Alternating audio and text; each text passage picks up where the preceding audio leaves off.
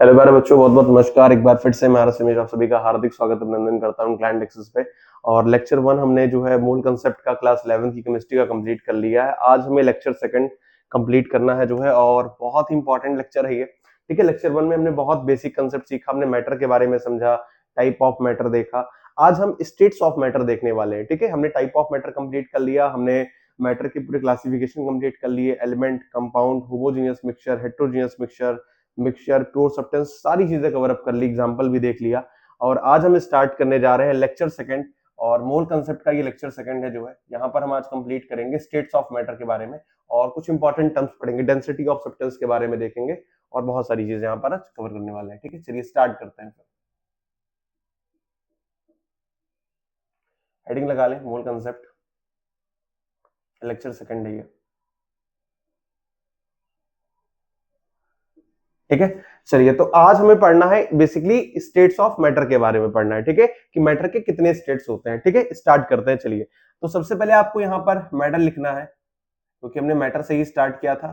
और एक बार मैं हल्का सा आपको रिकैप करा देता हूँ, छोटा सा एकदम, ताकि आपको याद आ सके कि हमने मैटर के बारे में क्या बताया था। मैंने आपको ये बात बताई थी यार, मैटर क्या होता है। तो मैंने आपको तब ये चीज क्लैरिफाई किया था कि मैटर हर वो चीज होती है जिसके पास क्या होता है, मास होता है, और वो क्या करता है, वॉल्यूम ऑक्यूपाई करती है। मतलब हर वो चीज मैटर है जिसके पास मास होता है और वो वॉल्यूम ऑक्यूपाई करती है, उसको क्या कहते हैं, मैटर कहते हैं। और नॉन मैटर क्या होता है, जिसके पास कोई मास नहीं होता है, कोई वेट नहीं होता है, कोई वॉल्यूम ऑक्यूपाई नहीं करता, उसको क्या कहते हैं, नॉन मैटर कहते हैं। ठीक है, तो आज हम स्टेट्स ऑफ मैटर पढ़ने वाले हैं। तो मैटर के कितने स्टेट्स होते हैं, तो मैटर के बेसिकली यहाँ पर 3 स्टेट्स हमको जो है पढ़ने हैं।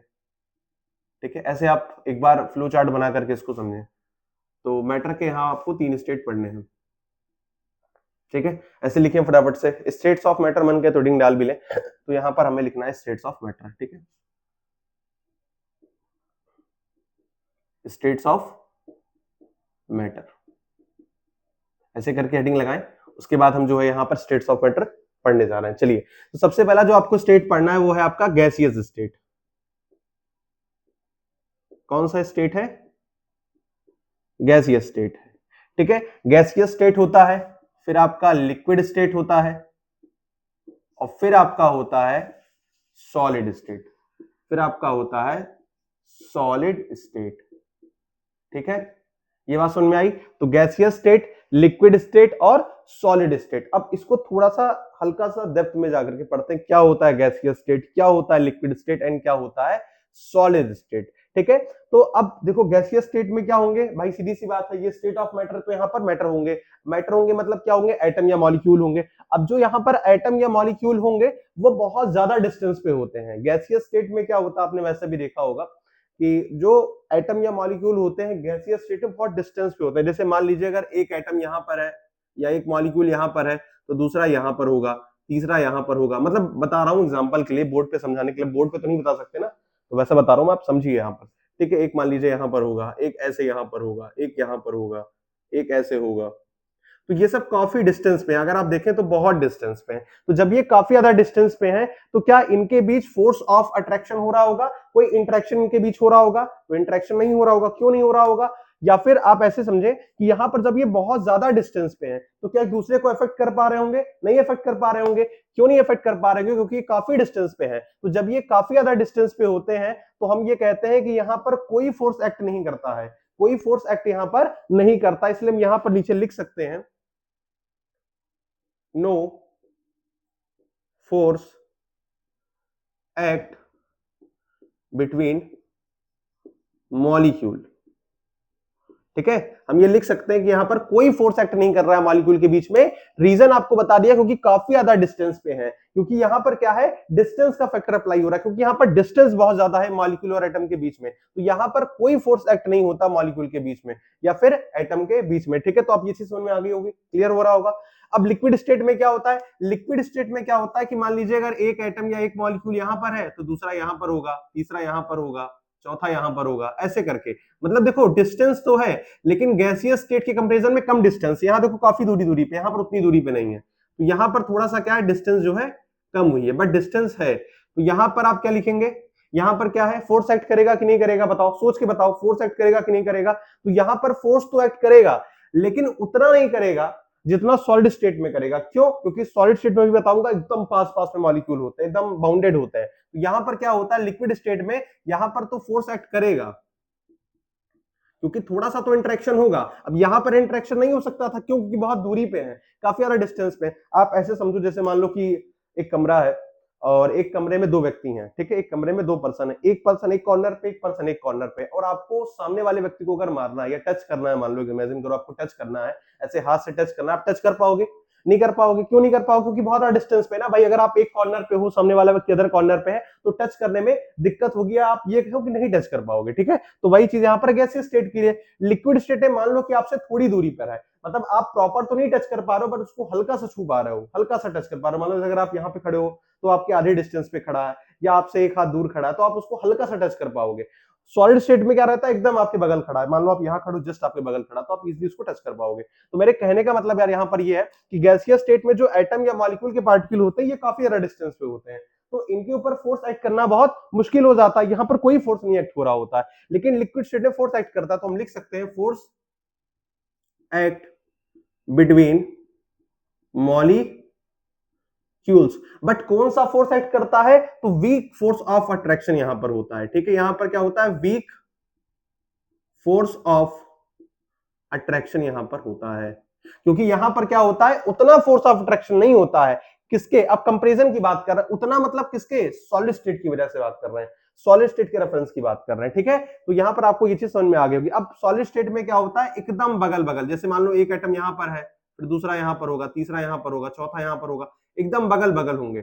अगर ये इतनी ज्यादा पास में होंगे तो इनके ऊपर जाहिर सी बात है कुछ ना कुछ इंटरेक्शन हो रहा होगा, कुछ ना कुछ फोर्स अप्लाई हो रहा होगा। तो जब कुछ ना कुछ फोर्स अप्लाई हो रहा होगा तो ये क्या हो जाएगा, यहां पर हाई फोर्स ऑफ अट्रैक्शन हो जाएगा। क्या हो जाएगा? High force of attraction, high force of attraction between molecules. यानी मॉलिक्यूल्स के बीच में क्या हो रहा होगा, हाई फोर्स ऑफ अट्रैक्शन लग रहा होगा। यहां पर क्या हो रहा होगा, हाई फोर्स ऑफ अट्रैक्शन लग रहा होगा। तो आप इसको प्रॉपर नोट करें, और ये चीज समझ में आपको आनी चाहिए कि ऐसा क्यों हो रहा है। मैंने रीजन भी बता दिया, एक बार मैं फिर से समझा दे रहा हूं ताकि आपको इजीली समझ में आ सके। देखो गैसियस स्टेट में क्या होता है, गैसियस स्टेट में मॉलिक्यूल्स या जो पार्टिकल होते हैं, जो एटम होते हैं, वो काफी डिस्टेंस पे होते हैं। तो यहां पर जो फोर्स ऑफ अट्रैक्शन होता है वो ना के बराबर होता है, no force act between molecules हम कह सकते हैं, ठीक है।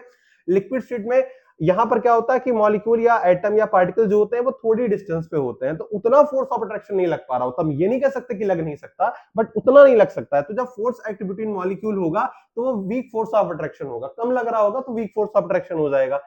सॉलिड स्टेट की बात करें, अगर सॉलिड स्टेट को आप समझो, तो यहां पर जो पार्टिकल्स या एटम या मॉलिक्यूल होता है ये काफी ज्यादा पास होता है। तो जब काफी ज्यादा पास होते हैं तो हाई फोर्स ऑफ अट्रैक्शन हो रहा होता है, और जब हाई फोर्स ऑफ अट्रैक्शन होता है तो हम ये कह सकते हैं कि इनके बीच क्या हो रहा है, high force of attraction between molecule हो रहा है। ये बहुत पास के डिस्टेंस पे है, ठीक है, बहुत पास पास है, बहुत क्लोज है एक दूसरे से, ठीक है। ये चीज क्लियर हो गई आपको? फटाफट से एक बार नोट कर लीजिए इसको कॉपी में।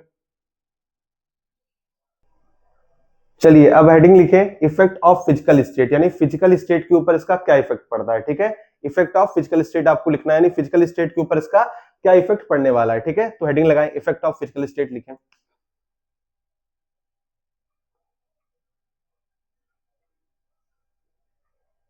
इफेक्ट ऑफ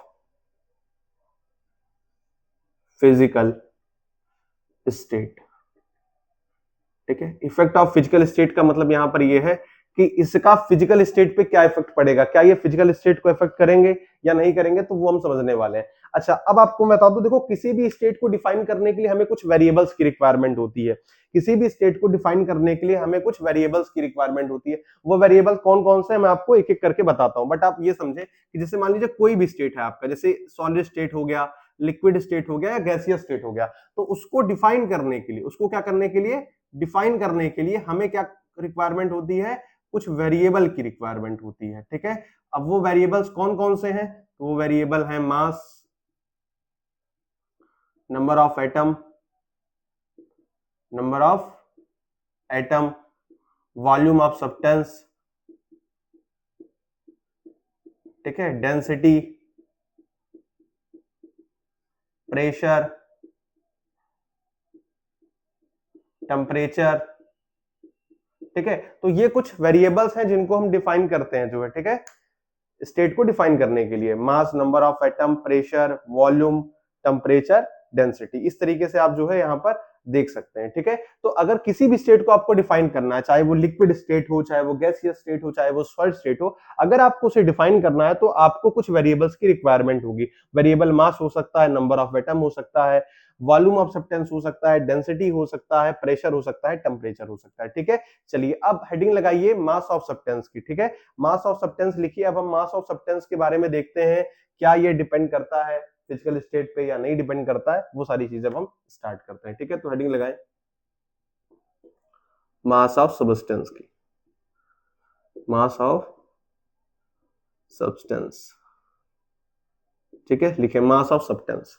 अब आपको ये चीज समझ में आनी चाहिए, क्या मास ऑफ सब्सटेंस डिपेंड करता है फिजिकल स्टेट पे, तो आपको लिखना पड़ेगा मास ऑफ सब्सटेंस। अभी मैं आपको दिखाऊंगा भी और बताऊंगा ये चीज कि कैसे देखो ये डिपेंड करता है या नहीं करता है, बट अभी आप समझे। अगर मान लो अब जैसे एग्जाम में पूछेगा तो आपको लिख के दिखाना पड़ेगा, तो फिर डेफिनेशन क्या रहेगी या लिखना कैसे, वो तरीका बता रहा हूं। तो मास of substance,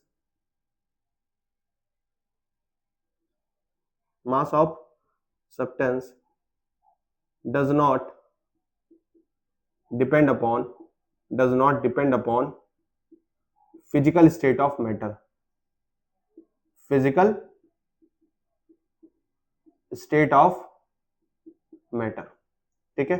I hope so कि आपको ये बात क्लियर हो गई होगी। तो जो मास ऑफ सब्सटेंस होता है आपका, वो फिजिकल स्टेट ऑफ मैटर पे डिपेंड नहीं करता है, ठीक है। फिजिकल स्टेट ऑफ मैटर पे डिपेंड नहीं करता है। अब आप पूछोगे कैसे डिपेंड नहीं करता, आपको कैसे पता डिपेंड नहीं करता है, हमें तो ये चीज नहीं क्लैरिफाई हो पा रही है कि डिपेंड करता है कि नहीं करता, आपको कैसे पता नहीं करता है।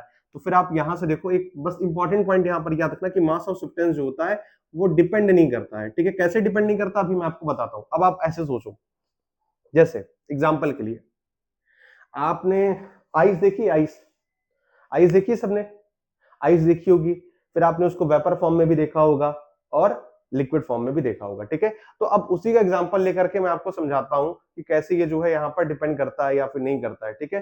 तो आप क्या करो, आप 10 ग्राम 10 ग्राम वाटर वेपर ले लो, ठीक है। वेपर के फॉर्म में आप जो है इसको ले लो। अब देखो सीधी सी बात है, ये मास ही है, जो 10 ग्राम लिखा है ये मास है, ठीक है। वाटर का क्या है, मास है। तो 10 ग्राम आप वाटर वेपर ले लो, फिर इसको बढ़िया एकदम अच्छे से कूल करके, कूलिंग करके, by the process of cooling, cool करके आप इसको किस में कन्वर्ट करो, लिक्विड के फॉर्म में कन्वर्ट करो, ठीक है। अब आप इसको कन्वर्ट करो वाटर लिक्विड के फॉर्म में। अच्छा, फिर आप क्या करो, फिर आप इसको कूल करो, फिर आप इसको by the help of cooling, फिर आप इसको कूल करो और फिर आप इसको जो है किसमें कन्वर्ट करो, आइस के फॉर्म में कन्वर्ट करो या वाटर सॉलिड के फॉर्म में भी, जो भी आप कह लो, दोनों सही है। चाहे आइस कह लो चाहे वाटर सॉलिड कह लो, इसमें कन्वर्ट करो। अब आप ध्यान से देखना, ये चीज करके देखना, एक्सपेरिमेंटल है तो बता रहा हूं आपको। जब आप यहां पर, जब आपने वाटर वेपर लिया था तो आपने इसका वेट कितना लिया था, इनिशियल वेट कितना लिया था, 10 ग्राम लिया था, 10 ग्राम लिया था ना आपने। जब आप इसको लिक्विड में कन्वर्ट करोगे तब भी इसका वेट जानते हो कितना आएगा, इसका वेट जानते हो तब भी कितना आएगा, 10 ग्राम आएगा, तब भी आएगा। ये आप करके देखना, ठीक है। और जब आपने इसको कूलिंग किया, आइस में कन्वर्ट किया, तब भी इसका वेट कितना आएगा, 10 ग्राम आएगा। मेरे कहने का सेंस क्या था, आप ये चीज समझो। मेरे कहने का सेंस ये था, आपने फिजिकल स्टेट तो वेरी कराई भाई। पहले आप किस फेज से थे, आप यहां से यहां तक गए, देखना ध्यान से। पहले आप गैसियस फेज में थे, ठीक है, पहले आप गैसियस फेज में थे, फिर आप लिक्विड फेज में आए, ठीक है। गैस से आप लिक्विड में आए, फिर सॉलिड में गए। भाई गैस था, फिर यहां पर देखो ये लिक्विड की बात हुई है, फिर यहां पर सॉलिड की बात हुई है। मेरे कहने का मतलब है आपने फिजिकल स्टेट तो वेरी कराया, आप गैस से लिक्विड पे गए, लिक्विड से सॉलिड पे गए, बट यहां पर मास ऑफ सब्सटेंस वेरी किया, नहीं किया ना, नहीं किया। तो आप ये चीज समझे, यहां पर मैं इंपॉर्टेंट पॉइंट लिख रहा हूं, ध्यान से देखना। देखो फिजिकल, ऐसे लिख दूं फिजिकल स्टेट शॉर्ट फॉर्म में, पीएस लिख रहा हूं, मतलब फिजिकल स्टेट। देखो फिजिकल स्टेट ऑफ मैटर, ये तो यहां पे क्या कर रहा है, वेरी कर रहा है, ये आपको दिख भी रहा है। देखो गैस से स्टार्ट किए, फिर लिक्विड पे लेके गए, लिक्विड से सॉलिड पे लेके गए, तो फिजिकल स्टेट ऑफ मैटर तो यहां पर वेरी कर रहा है, but mass of substance very कर रहा है। क्या इसका वेट 10 से बढ़ के 11 हुआ, क्या 9 हुआ, 8 हुआ, कुछ भी, मतलब 10 से तो कुछ वेरी करता, लेकिन इसका वेट 10 ग्राम था इनिशियल फेज में भी, फाइनल फेज में भी इसका वेट 10 ग्राम आया, और बीच वाले फेज में भी इसका वेट 10 ग्राम था। मतलब आप यहां पर फिजिकल स्टेट ऑफ वेरी करा लो, लेकिन मास ऑफ सब्सटेंस जो था,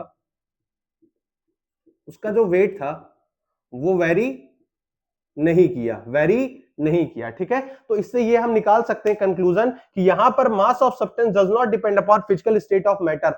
कब डिपेंड करता, कब डिपेंड करता, सुनो, डिपेंड कब करता, जब हम physical state of matter very कराते और उसका वेट वेरी करता। यहां 10 ग्राम था तो यहां मान लो 12 ग्राम हो जाता या 4 ग्राम हो जाता, कुछ भी, मतलब घटता या बढ़ता। ये नहीं मतलब है कि बढ़ा ही केवल या घटा ही केवल, कुछ भी, बस वेरी करना चाहिए। अगर वेरी करता तो हम ये बात कह सकते थे कि यार मास of substance depend upon physical state of matter, यानी सब्सटेंस का जो मास है वो फिजिकल स्टेट ऑफ मैटर पे क्या कर रहा है, डिपेंड कर रहा है। बट ऐसा हो रहा है रियल लाइफ में, ऐसा हो रहा है, ऐसा नहीं हो रहा है। तो जब ऐसा नहीं हो रहा होगा तो हम ये कह सकते हैं by the help of experimental data, हम देख करके चीज बता सकते हैं कि यहां पर जो सब्सटेंस का मास है वो फिजिकल स्टेट ऑफ मैटर पे डिपेंड नहीं कर रहा है। ठीक है, इसको नोट कर लें फटाफट से, एक बार नोट कर लें, लिख लें फटाफट से, कॉपी में इंपॉर्टेंट पॉइंट है।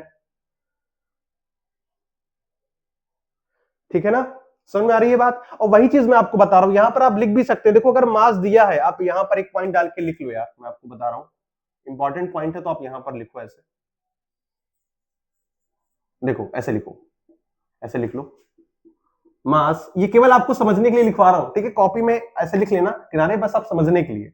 ऐसे देखो, मास अगर दिया है, मैंने कहा ना अगर मास आपको दिया है, और देखो यहां पर दिया भी है मास, यहां पर आपको 10 ग्राम दिया था ना, तो मास अगर दिया है बट फिजिकल स्टेट के वेरी होने पर भी, या फिजिकल स्टेट के चेंज होने पर भी, वेरी या चेंज एक ही टर्म है। ठीक है, मतलब उसके बदलाव करने में, जैसे गैस से लिक्विड पे गए, लिक्विड सॉलिड पे गए, तो हम बदलाव कर रहे हैं ना, वेरी कर रहे हैं। तो मास अगर दिया है बट फिजिकल स्टेट के वेरी होने पर भी, वेरी होने पर भी वेट ऑफ सबस्टेंस चेंज नहीं हो रहा है, हो रहा है, देन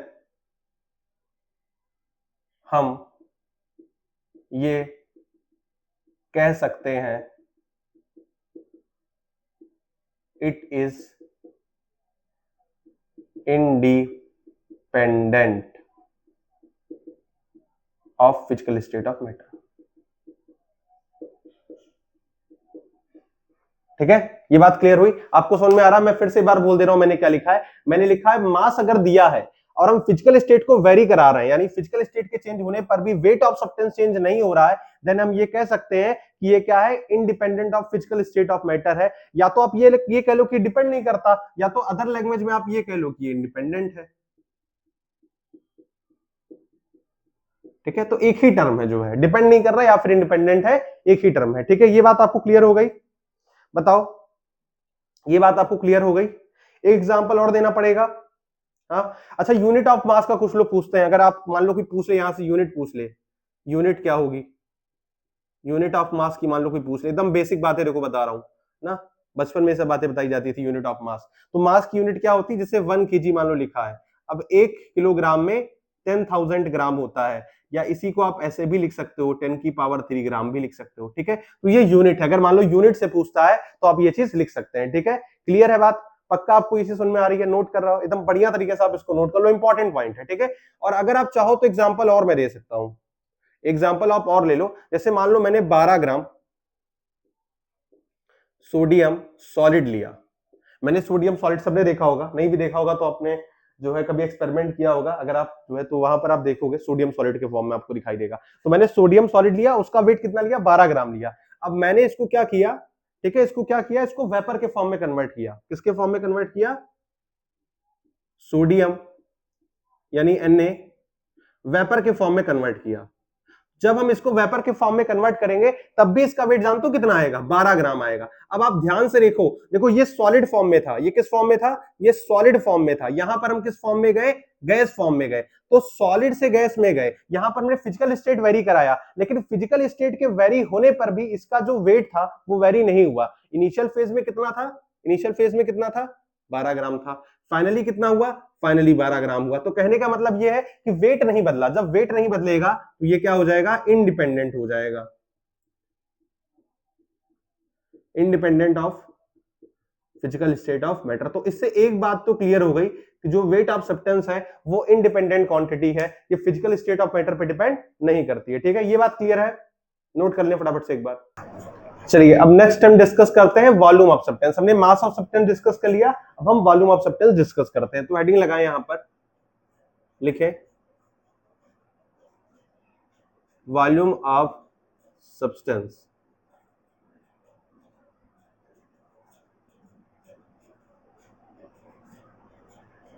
वॉल्यूम ऑफ सब्सटेंस, ठीक है। तो वॉल्यूम ऑफ सब्सटेंस में अब कुछ खास पॉइंट मैं आपको बताता हूं, आपको वो नोट करते चलना है। मास ऑफ सब्सटेंस हमने देख लिया कि वो फिजिकल स्टेट ऑफ मैटर पे डिपेंड नहीं करता, इंडिपेंडेंट क्वांटिटी है। अब हम वॉल्यूम ऑफ सब्सटेंस की बात करते हैं। तो आपको लिखना है volume of substance depend upon physical state of matter, physical state of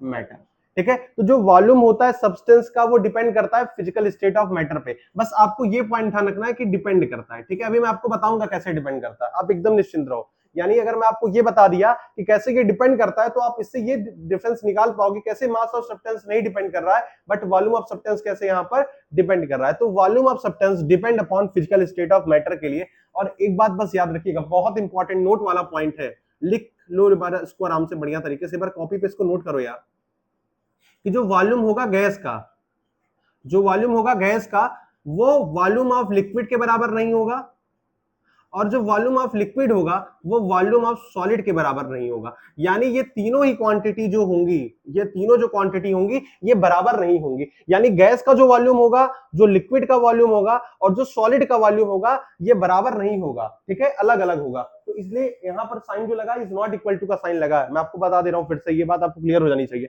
volume of gas is not equal to volume of liquid is not equal to volume of solid के, ठीक है। थोड़ा क्लियर से लिख दो, राइटिंग यार थोड़ा सा ना इस वजह से आपको दिक्कत होती होगी, ऐसे करके, ठीक है। तो volume of gas is not equal to volume of liquid के is not equal to volume of solid के। और इन जनरल ऑर्डर, मैं इसका जनरल ऑर्डर भी आपको बता देता हूं कि किसका वॉल्यूम ज्यादा होता है किसका कम होता है, ताकि आगे आपको दिक्कत ना हो। In general order volume of gas ये ज्यादा होता है वॉल्यूम ऑफ लिक्विड से, और ये ज्यादा होता है वॉल्यूम ऑफ सॉलिड्स। ये एकदम इंपॉर्टेंट पॉइंट है भाई, एग्जाम में डायरेक्ट इससे सवाल आता है, डायरेक्ट सवाल आता है आपका, बोर्ड में भी डायरेक्ट सवाल इससे आ सकता है जो है। तो आप इसको नोट कर लें एक बार, जनरल ऑर्डर आपसे पूछ भी सकता है, ठीक है। तो volume of gas is greater than volume of liquid के is greater than volume of solid के, ठीक है ना। ये चीज नोट करो फटाफट से, एक बार बढ़िया तरीके से नोट कर लो। चलिए एक सवाल दिया, अब इस सवाल का आंसर करिए। सवाल कह रहा है कि 10 ग्राम वाटर लिक्विड है, ये ऑक्यूपाई करता है 500 ml वॉल्यूम, ठीक है। इफ होल वाटर, पूरा पानी मतलब जो है कन्वर्ट कर दिया जाए गैस फेज में, तो आपको करेक्ट स्टेटमेंट बताना है। अब बहुत ध्यान से देखना, यहां पर वाटर किस फॉर्म में है, लिक्विड के फॉर्म में है। तो इनिशियल फेज में वाटर किस फॉर्म में है, लिक्विड के फॉर्म में, लेकिन हमने इसको किस में कन्वर्ट किया, गैस फेज में कन्वर्ट किया। देखो लिखा है ना कन्वर्ट इनटू गैस फेज। अब आपने क्या किया, इसको गैस फेज में कन्वर्ट किया, और इसका मास कितना था, 10 ग्राम था इसका मास, यानी वेट कितना था इसका, 10 ग्राम था। ध्यान से देखना, वॉल्यूम कितना था इसका, 500 ml था, ठीक है। ये सवाल का गिवन डाटा है, ये सारी चीजें क्या है, गिवन है, ठीक है। तो आप इसको ऐसे नोट करें, ये गिवन डाटा है। तो वेट आपको दे रखा है 10 ग्राम, वॉल्यूम दे रखा है 500 ml, और हमने लिक्विड से गैस में इसको कन्वर्ट किया है। लिक्विड से क्या किया है, इसको गैस वाले फेज में कन्वर्ट किया है। आपसे कह रहा है सिलेक्ट करेक्ट स्टेटमेंट बताइए। तो जब भी हमने लिक्विड से गैस में कन्वर्ट किया, वेट 10 ग्राम दे रखा है, वॉल्यूम 500 ml दे रखा है। अब पूछ रहा है यहां पर आपको क्या चेंजेस देखने को मिलेंगे, यानी यहां पर क्या आपको डिफरेंस देखने को मिलेगा। तो याद करो, अब दोनों चीजें मैं एक सवाल से कवर कराता हूं आपको। याद करो वो टाइम जब मैंने आपको बताया था कि weight of substance does not depend upon physical state of matter. अब ध्यान से देखना, देखो weight of substance,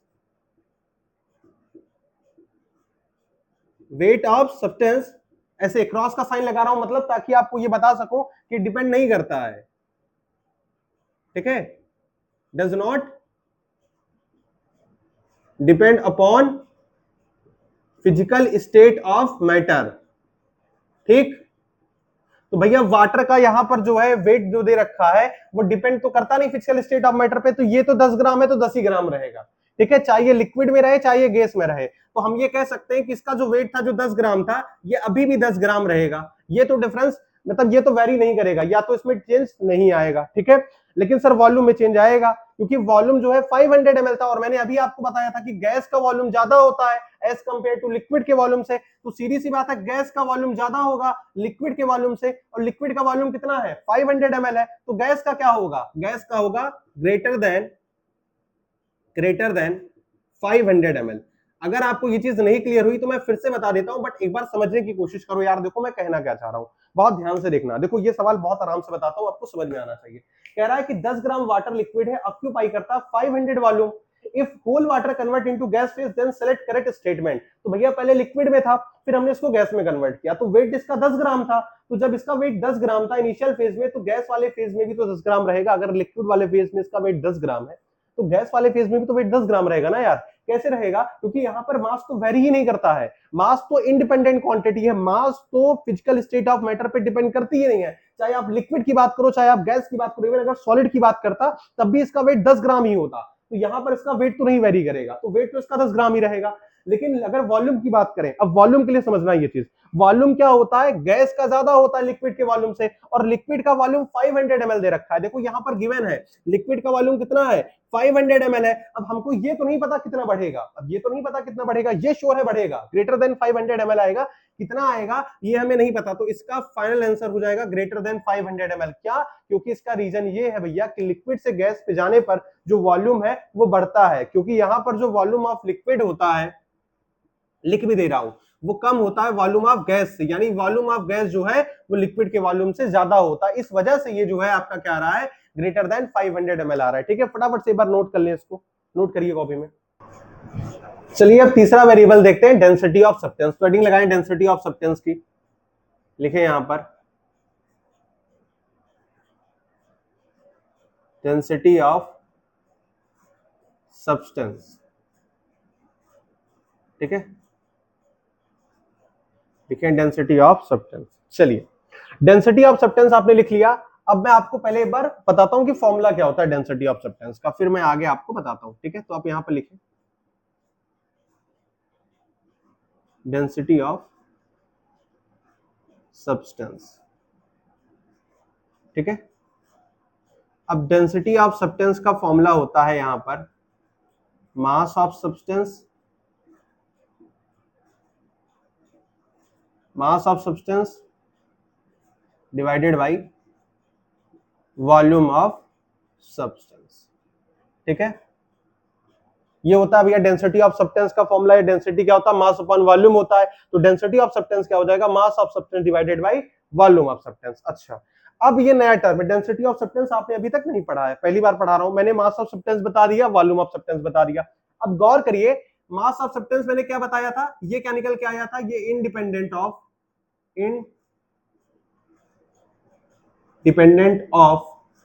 physical state of matter मैंने बताया था।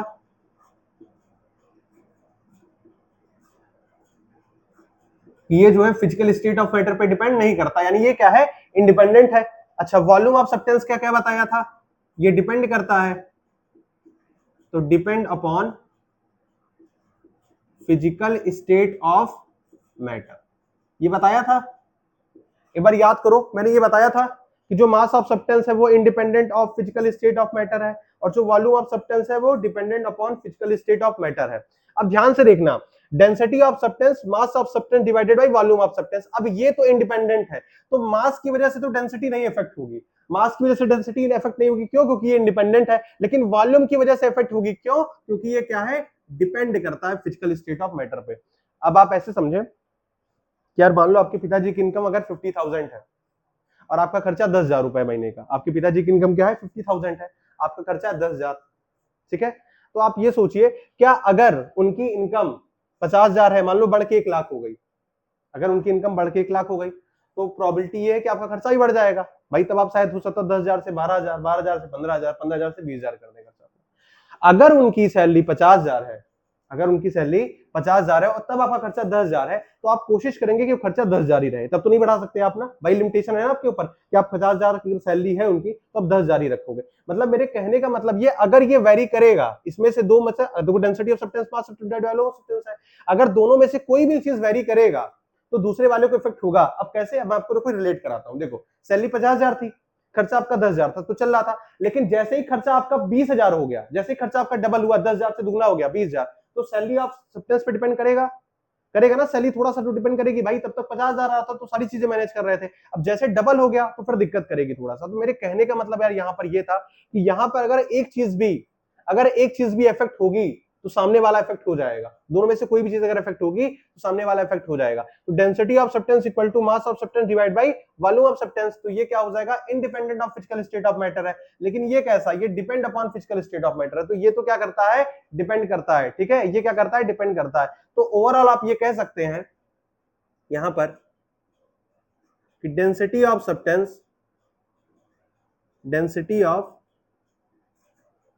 Substance depend upon physical state of matter.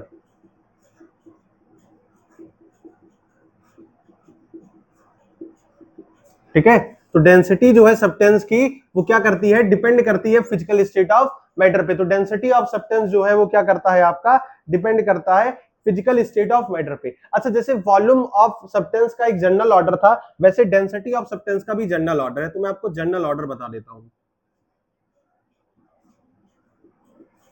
General order of density. और अगर एक बात आप बहुत ध्यान से देखो, जनरल ऑर्डर बताने से पहले मैं आपको चीज बता दूं, एक इंपॉर्टेंट पॉइंट यहां पर बता रहा हूं, ध्यान से देखना। जो डेंसिटी है ना वो वॉल्यूम के क्या है, इनवर्सली प्रोपोर्शनल है।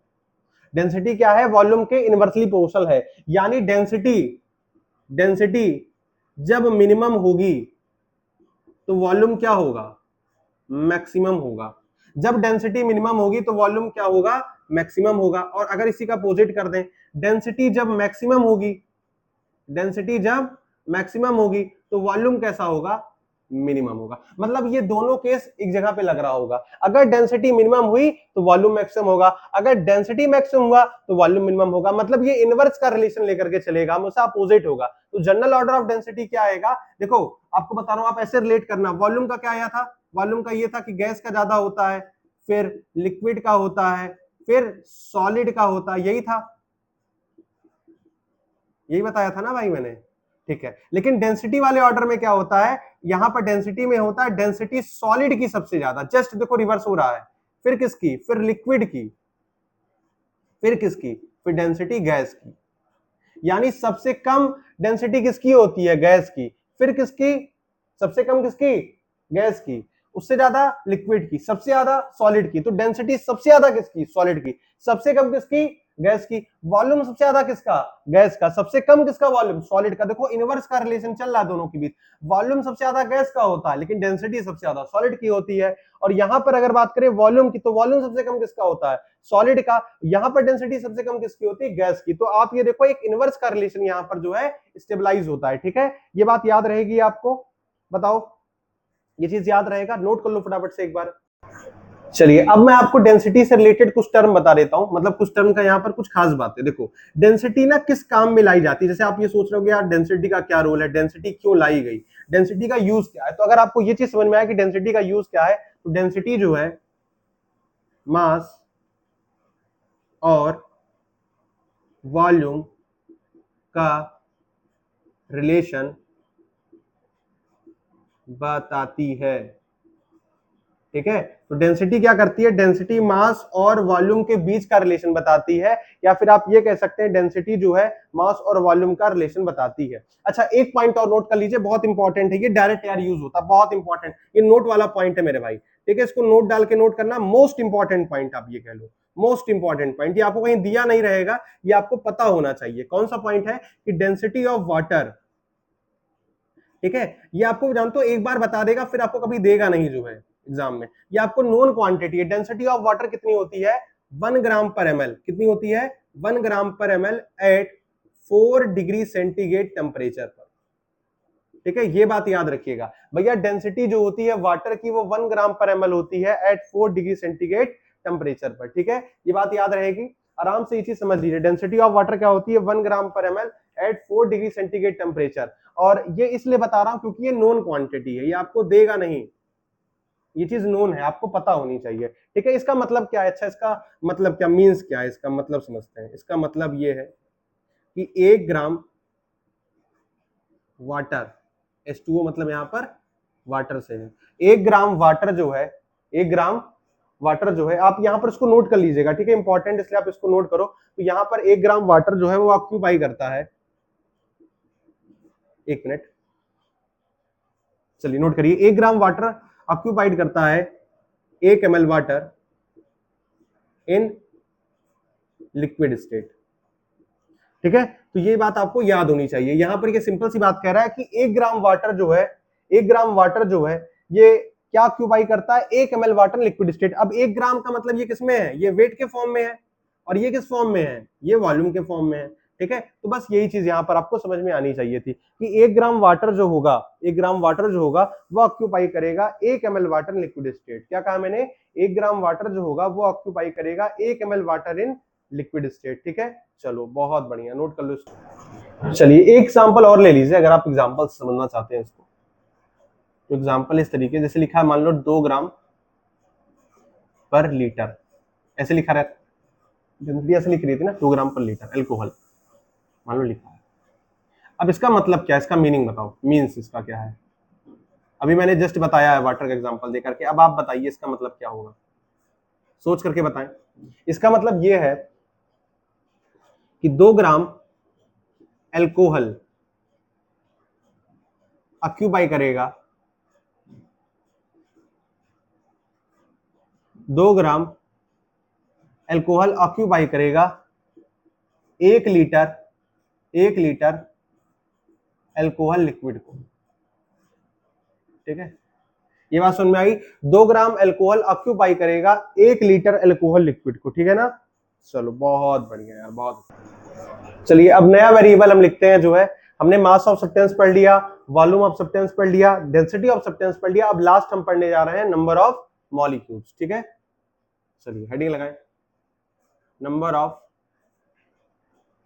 मॉलिक्यूल्स, या नंबर ऑफ मॉलिक्यूल्स कह लीजिए या नंबर ऑफ एटम कह लीजिए, बात एक ही, कोई बहुत विशेष अंतर यहां पर आने वाला नहीं है, ठीक है। तो अब आप समझिए कि नंबर ऑफ मॉलिक्यूल का डिपेंड करता है या नहीं करता, तो लिखते हैं पहले, number of molecules, number of molecules does not depend upon physical state of matter, ठीक है। तो यहां पर जो नंबर ऑफ मॉलिक्यूल है वो डिपेंड नहीं करता है, वो क्या डिपेंड नहीं करता है, ठीक है। तो नंबर ऑफ मॉलिक्यूल यहां पर does not depend upon physical state of matter, आपका यहां पर हो जाएगा। अच्छा, अब ये बात कैसे आप कह सकते हो कि डिपेंड नहीं करता है? फिर इस एग्जांपल ले लीजिए, बहुत ध्यान से देखिएगा, एग्जांपल से हम समझाते हैं आपको। जैसे मान लीजिए मैंने 10 मॉलिक्यूल CO2 गैस के लिए थे, ठीक है। मैंने क्या किया, इनिशियल में 10 मॉलिक्यूल CO2 गैस के लिए, फिर मैंने कूलिंग की by the process of cooling. अब कूलिंग करके मैंने क्या किया, CO2 को जो कि गैस फॉर्म में था इसको लिक्विड में कन्वर्ट कर दिया। अच्छा, फिर यार मैंने कूलिंग की इसकी,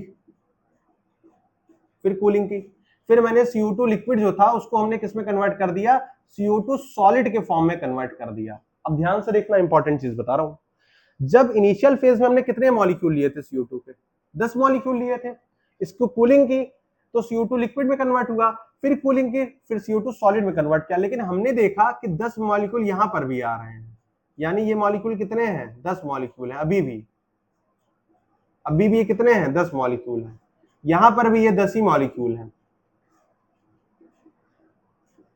तो कहने का तात्पर्य यहां से ये है भैया कि देखो, हम यहां से गैस से स्टार्ट किए थे कहानी, गैस से लिक्विड पे गए, फिर लिक्विड से हम किस पे गए, सॉलिड पे गए, लेकिन इनिशियल फेज में 10 मॉलिक्यूल थे, लिक्विड वाले फेज में आए तब भी 10 मॉलिक्यूल थे, और जब हम सॉलिड पहुंच गए तब भी इसके पास 10 ही मॉलिक्यूल थे, ठीक है। तो कहने का मतलब यह है कि यार गैस से स्टार्ट करके हम लिक्विड पे गए, लिक्विड से सॉलिड पे गए, लेकिन हमेशा मॉलिक्यूल कितने रहे, 10 मॉलिक्यूल ही रहे, ठीक है। ये चीज क्लियर है? बताओ, ठीक है। और 10 ही नहीं यार, यहाँ पर कोई भी आप नंबर ले सकते हो। मान लो ऐसा एग्जांपल ले लो, आप ऐसे देखो, मान लो आपके पास 100 मॉलिक्यूल थे, 100 मॉलिक्यूल थे किसके, CO2 गैस के। ध्यान से देखना, आपने इसको बढ़िया खूब कूलिंग की, जब आप इसको इतना कूल किए कि ये किस में कन्वर्ट हो गया, CO2 सॉलिड के फॉर्म में कन्वर्ट हो गया, तब भी आप यहां पर काउंट करोगे तो आपको कितने मॉलिक्यूल देखने को मिलेंगे, 100 मॉलिक्यूल ही देखने को मिलेंगे। कितने मॉलिक्यूल देखने को मिलेंगे, 100 मॉलिक्यूल ही देखने को मिलेंगे। इसका मतलब ये है कि यहां पर फिजिकल स्टेट तो वेरी हो रही है भाई, गैस से आप सॉलिड पे गए, तो यहां पर फिजिकल स्टेट तो वेरी कर रहा है, तो आप यहां से ये कह सकते हैं कि फिजिकल स्टेट, PS यानी फिजिकल स्टेट, ये तो वेरी कर रहा है, लेकिन नंबर ऑफ मॉलिक्यूल जो है वो अभी भी उतने ही हैं, ये नहीं वेरी कर रहे हैं। ठीक है, तो हम यहां पर इसलिए कह सकते हैं कि number of molecule does not depend upon physical state of matter जो है होगा। चलिए, तो एक क्वेश्चन है, आपको उस क्वेश्चन का आंसर करना है। यहां पर कह रहा है विच ऑफ द फॉलोइंग, मैं रीड कर दे रहा हूं, which of the following properties change या फिर affected when substance change in physical state. इसका कहने का मतलब ये है कि भैया ऐसी कौन सी क्वांटिटीज हैं जिनका हम फिजिकल स्टेट अगर चेंज कर दें या फिर वेरी कर दें, ठीक है, तो उसमें जो है चेंज आ जाएगा। When substance change in physical state, जब हम उसका फिजिकल स्टेट चेंज कर दें तो ऐसी कौन सी प्रॉपर्टीज है जो कि चेंज हो जाएगी। ठीक है, तो आपको मैं एग्जांपल दे रहा हूं यहां पर, मतलब एग्जांपल से आपको दे रहा हूं ताकि ऑप्शन एक तरीके से समझ लीजिए। ठीक है, एग्जांपल भी ना कहिए, ऑप्शन कह लीजिए। तो एक तो देखो आपका मास हो जाएगा, और दूसरा हो जाएगा वॉल्यूम, इतना डेंसिटी मैंने पढ़ा दिया है, डेंसिटी ले लीजिए, और फिर एक मैंने बताया नंबर ऑफ मॉलिक्यूल। अब इन चार में से आपको बताना है। ठीक है, चलो एक बार आप आंसर करो फिर मैं बताऊं। अब जितना मैंने पढ़ाया उसका एक क्वेश्चन, बस इस एक क्वेश्चन पे चारों हो जाएगा आपका। बताओ ऐसी कौन सी क्वांटिटी इसका फिजिकल स्टेट चेंज करोगे तो ये वेरी करेगी, बताओ। तो मास मैंने क्या बताया था, मास का क्या बताया था, मास बताया था ये independent of physical state of matter है। अगर आप फिजिकल स्टेट को वेरी कराओगे तब भी ये जो है डिपेंड नहीं करेगा, यानी इंडिपेंडेंट है। अच्छा, वॉल्यूम डिपेंड करता है, मैंने आपको बताया था, क्योंकि वॉल्यूम क्या है, depend upon physical state of matter है। गैस का वॉल्यूम ज्यादा होता है, फिर लिक्विड का, फिर गैस का। ठीक है, डेंसिटी मैंने बताया था, डेंसिटी भी डिपेंड करती है। क्यों? क्योंकि डेंसिटी ऑफ सब्सटेंस का फॉर्मूला होता है मास of substance divide by volume of substance. तो नीचे वॉल्यूम आ रहा है, इस वजह से डेंसिटी डिपेंड करेगी, और नंबर ऑफ मॉलिक्यूल जो है डिपेंड नहीं करता है। तो इसका आंसर क्या हो जाएगा, इसका आंसर हो जाएगा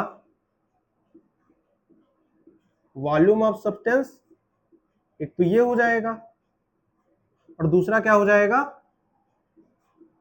डेंसिटी ऑफ सब्सटेंस। तो इसके दो आंसर आएंगे, यानी ये दो ऐसी क्वांटिटीज हैं जो कि डिपेंड करती हैं जब फिजिकल स्टेट ऑफ मैटर जो है यहाँ पर वेरी करता है। ठीक है, इंपॉर्टेंट क्वेश्चन था, बढ़िया क्वेश्चन था, इसको नोट कर ले। फिर एक क्वेश्चन आपको और कराता हूं।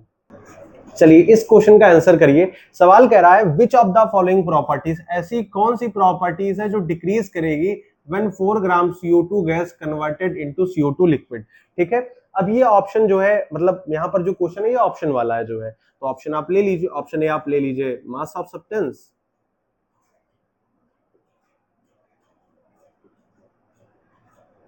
दूसरा आप ऑप्शन बी ले लीजिए volume of substance, C option हो जाएगा यहां पर डेंसिटी ऑफ सब्सटेंस,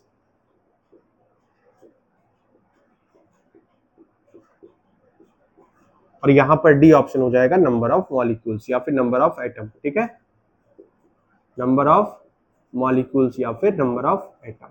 ठीक है, चार ऑप्शन है, इसमें से कोई एक ऑप्शन सही होगा, आप एक बार देख लीजिए। क्या कह रहा है, which of the following property decrease, ऐसी कौन सी, ध्यान रखिएगा डिक्रीज पूछ रहा है, यही सवाल अभी मैं घुमा के इंक्रीज के लिए भी पूछूंगा। ठीक है, इसलिए समझो, which of the following properties decrease when 4 gram CO2 gas convert into CO2 liquid. तो आपसे कह रहा है कि जो आपका यहां पर क्या कह रहा है, CO2 गैस से जो है लिक्विड में कन्वर्ट हो रहा है, तो यहां पर क्या है, गैस से हम कहां जा रहे हैं, लिक्विड में जा रहे हैं।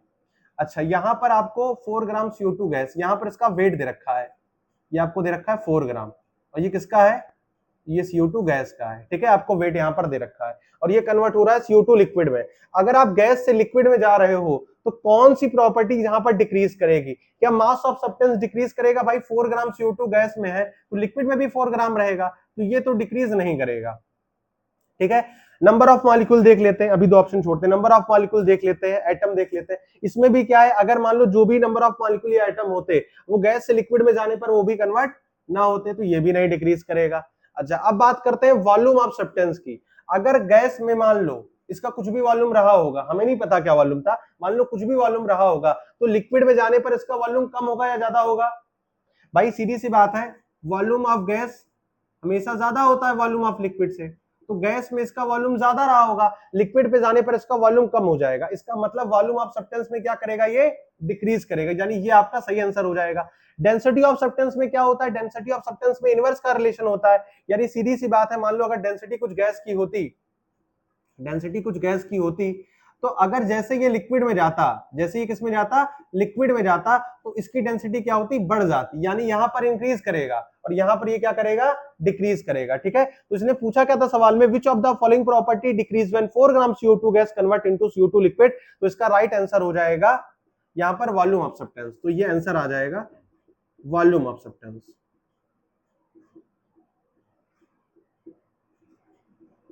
ठीक है, volume of substance is the इसका करेक्ट आंसर हो जाएगा। अच्छा, एक बात और बहुत ध्यान से सुनिएगा, अगर यही सवाल जो है आपसे डिक्रीज का ना पूछ करके, तो डिक्रीज का मैंने पूछ लिया, अगर मैं यहीं पर थोड़ा सा करेक्शन कर दूं और मैं यहां से कहूं इसमें से ऐसी कौन सी प्रॉपर्टी है जो इंक्रीज करेगी जब 4 ग्राम CO2 गैस कन्वर्ट होगा CO2 लिक्विड में, तो मास ऑफ सब्सटेंस और नंबर ऑफ मॉलिक्यूल या आइटम तो वैसे रिजेक्ट हो जाएंगे। अच्छा, ये दोनों क्यों रिजेक्ट होंगे, ये तो इंडिपेंडेंट है ना, ये तो डिपेंड ही नहीं करते हैं भाई, ये तो इंडिपेंडेंट क्वांटिटी है, तो ये तो डिपेंड ही नहीं करते, इनको तो वैसे बाइकाट कर दो। अब इन दोनों में देख लो, अब इन दोनों में देख लो, अब आप अभी मैंने बताया वॉल्यूम ऑफ सब्सटेंस क्या कर रहा है, यहां पर डिक्रीज कर रहा है, डेंसिटी ऑफ सब्सटेंस क्या करेगा, इंक्रीज करेगा, यानी ये इसका राइट आंसर हो जाएगा। तो अगर अब ये सवाल पूछेगा इंक्रीज करके, तो इसका आंसर क्या आएगा, इसका आंसर आएगा डेंसिटी ऑफ सब्सटेंस। यानी अगर मैं आपको ओवरऑल बता दूं, देखो जब बात करेगा डिक्रीज की, इस वाले सवाल के लिए बता रहा हूं, सबके लिए नहीं बता रहा हूं, इस वाले स्पेसिफिक सवाल के लिए बता रहा हूं, अगर डिक्रीज की बात करता तो इसका आंसर क्या आता, वॉल्यूम ऑफ सब्सटेंस। अगर इंक्रीज की बात करेगा तो इसका आंसर क्या आएगा, डेंसिटी ऑफ सब्सटेंस। ठीक है, चलिए फटाफट से नोट कर लीजिए, इंपॉर्टेंट क्वेश्चन था, अच्छा क्वेश्चन था, ये क्वेश्चन एग्जाम में आ सकता है, जो है मल्टीपल चॉइस में पूछ सकता है। उसके बाद मैं आपको एक छोटी सी चीज समरी और बता दूं, बस ये लेक्चर यहीं पर खत्म हो जाएगा। ठीक है, जितना पढ़ाना था, जितना इंपॉर्टेंट सारा बताना था मैंने आपको बता दिया, क्वेश्चन भी मैंने आपको बता दिया। अब बस एक काम मुझे करना है, एक बार आपको समरी हल्का सा बता देना कि हमने क्या पढ़ा है, जो है हल्का सा छोटा सा एकदम रिकैप फॉर्म में समरी बता देते हैं, उसके बाद हम जो है ये लेक्चर खत्म करेंगे यहीं पर। चलिए अब स्टार्ट करते हैं समरी। समरी में मैंने आपको क्या बताया, मैंने मास ऑफ मॉलिक्यूल की बात की, मास ऑफ सब्सटेंस की बात की, सॉरी मास ऑफ मॉलिक्यूल कह रहा था, मास ऑफ सब्सटेंस की बात की, वॉल्यूम ऑफ सब्सटेंस की बात की, डेंसिटी ऑफ सब्सटेंस की बात की, और नंबर ऑफ मॉलिक्यूल या फिर एटम की बात की। अब समरी में आपको क्या समझना है, मैं लिख करके आपको दिखाता हूं। ठीक है, कौन सी दो क्वांटिटीज हैं जो डिपेंड करती हैं, कौन सी दो क्वांटिटीज है जो नहीं डिपेंड करती हैं, उनको मैं आपको लिख के दिखाता हूं। तो ऐसे लिखना है आपको, मास ऑफ सब्सटेंस, एक तो मास ऑफ सब्सटेंस था और दूसरा क्या था, दूसरा क्या था, नंबर ऑफ मॉलिक्यूल्स। ठीक है, इसको याद कर लीजिएगा, नंबर ऑफ मॉलिक्यूल्स या फिर आप एटम कह लीजिए। तो ये दो ऐसी क्वांटिटीज थी जो कि क्या थी,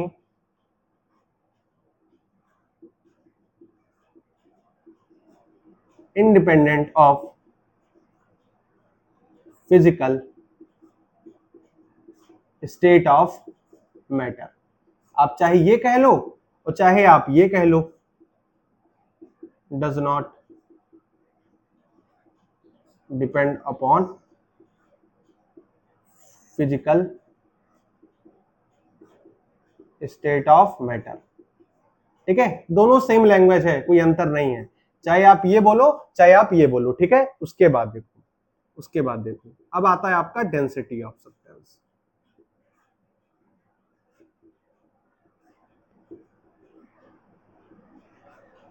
और वॉल्यूम ऑफ